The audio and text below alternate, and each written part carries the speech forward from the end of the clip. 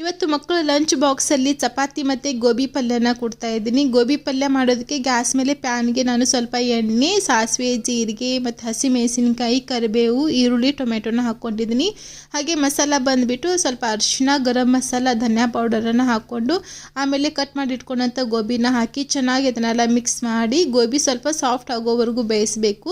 ಗೋಬಿ ಸ್ವಲ್ಪ ಸಾಫ್ಟ್ ಆದಮೇಲೆ ನೆಕ್ಸ್ಟ್ ಅದಕ್ಕೆ ಹುರಿದು ಪುಡಿ ಮಾಡಿ ಇಟ್ಕೊಂಡಂಥ ಶೇಂಗಾ ಪೌಡರ್ ಮತ್ತು ಕೊನೆಯಲ್ಲಿ ಸ್ವಲ್ಪ ಕೊತ್ತಂಬರಿನ ಹಾಕ್ಕೊಂಡು ಬಿಟ್ಟರೆ ನಮ್ಮದು ಗೋಬಿ ಪಲ್ಯ ಬಂದುಬಿಟ್ಟು ರೆಡಿ ಆಯಿತು. ತುಂಬಾ ಟೇಸ್ಟಿಯಾಗಿ ಚೆನ್ನಾಗಿರುತ್ತೆ. ಮಕ್ಕಳು ಕೂಡ ಅಷ್ಟೇ ತುಂಬಾ ಇಷ್ಟಪಟ್ಟು ತಿಂತಾರೆ.